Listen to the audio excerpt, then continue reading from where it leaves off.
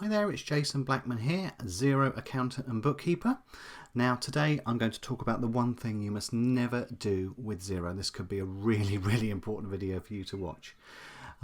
Just before I launch into it, I'll tell you a little bit about myself. As I say, I'm Jason Blackman. I'm from Lewes in East Sussex in the UK, and I'm a fully qualified accountant and bookkeeper and specialise in Xero. So if you do need any help with anything Xero related or accounts or bookkeeping related, then drop me a message. You can do that by clicking on the link in the description below.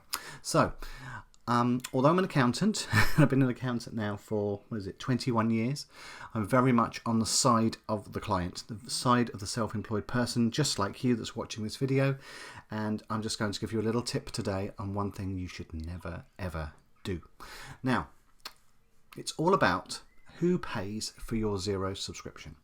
Now, in the past, it's been very common if you hire an accountant or if you hire a bookkeeper, they'll say, right, I'll sign up to Xero for you and I'll include that as part of your package. So let's say you pay for your accounts or bookkeeping on a monthly basis. Then what the accountant will do is often bundle in the cost of Xero. Now that's great. So you know that you're paying a flat monthly fee to your accountant or bookkeeper and you're paying for Xero, which is brilliant. But the big danger with that is that the accountant or bookkeeper will hold your subscription to Xero, and that could be fatal. So I always recommend, in fact I always insist now, the client signs up to Xero themselves. Now if you don't know how to do that, if you've never used Xero before and you're thinking of doing it, it's really easy. This is Xero.com and you literally try Xero for free. You can just click on that and type in all your details. It's as easy as that, and I'd rather you did that and so that you hold the subscription, that your accountant holds the subscription. Now, what I'll do is I'll go into Xero. If you're already using Xero and you hold your own subscription, that's brilliant. That's what I want you to do. But of course, your accountant will need access. That's the whole point of having Xero, so that your accountant can get can look at your data without you having to, in the old days, provide them with backups, etc. So to actually invite your accountant into Xero is also really simple. So I'm on the settings here. So I'm on if you click into settings there, I'll do it again just so I can show you. And then you've got the general column here. And if you click on users, so at the moment you'll just see it's just me here because this is my my own Xero. But if you click on this green button in the top right here, invite a user, and then you can put your accountant's details in there. So you've got first name, last name, email. You can invite them to everything, that's not a problem. Business and accounting is probably the most common. And if you want them to have the advisor role so they can pretty much do anything on your Xero, that's entirely up to you. You can do that, or you can select read only so that they can only read your data. They can't actually alter it. As I say, but if you want them to do everything, if you want them to do, have full access to your data, then click on the Advisor tab. It really doesn't matter too much. What matters is that you hold the subscription for your Xero data. Now, let me just explain to you one thing that has gone seriously wrong before. I had a client that I took over, and his previous accountant paid for Xero.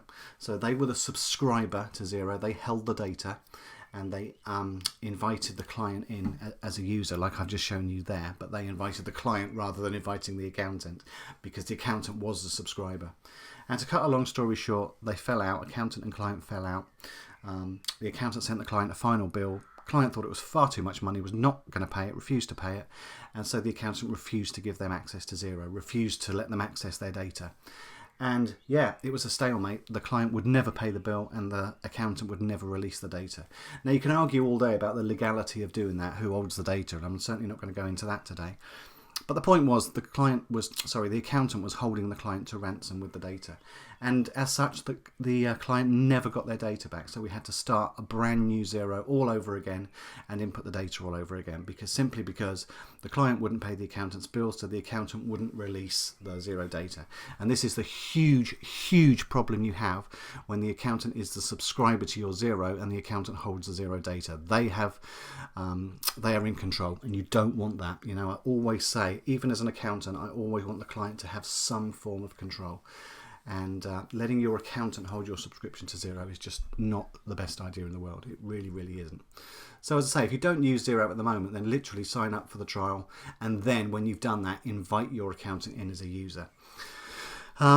If you've already made the mistake of having your accountant as a subscriber, then you can simply if you're on good terms with your accountant, which at the moment hopefully you will be, then you could just ask the accountant to transfer the subscription to you. It shouldn't be a problem. It's your data, it's your company after all. So if you have got, if the accountant is a subscriber and you're at all worried about it, I would ask the accountant to transfer the subscription over to you. Yes, you're going to have to pay for Xero separately, but I think I'd rather do that, and I'd rather you as a client did that rather than lose all your data at some point, or have your accountant hold your data to ransom at some point, which really isn't good. So yeah, that's my massive tip. And as I say, I've seen it go wrong so often in the world of accountancy and bookkeeping. So if you're signed up to Xero, if you're already signed up to Xero, that is, get your subscription transferred over to yourself, so you hold the cards, and don't let the accountant hold the subscription for your Xero data, because it could all end in tears. If you're just signing up with Xero, then sign up with yourself. Don't let your accountant or bookkeeper sign you up. Say to them, that's fine, thank you for doing it, but I'll sign up myself, and then you can maybe do the bookkeeping after that, after you've invited them in. But yeah, if you're a self-employed person, if you're a client of an accountant or bookkeeper, sign up for Xero yourself and then invite your accountant or bookkeeper in. Or if you're already signed up with Xero, then what I'd recommend you do is, when I say if you're already signed up with Xero, what I mean is if your accountant or bookkeeper has signed you up with Xero, what I highly recommend that you do is get your subscription transferred over to you, so that you're in control. You're paying for Xero, but you're in total control of the data. You hold the cards. The accountant or bookkeeper is at your mercy, not the other way around. So if you're holding the subscription and you do fall out with your accountant, then you can just delete your accountant as a user on your data. It's a lot easier. But the one thing you don't want, and I'm not saying every accountant would do this. I mean, I certainly wouldn't do it, but it's easy for me to say. There are a lot of accountants that would do it. And I have seen it. I've seen it in real life. I've seen it happen. So yeah. Make sure your accountant doesn't hold the subscription for your Xero data. Make sure you do. And if you don't at the moment, get your subscription transferred over to yourself.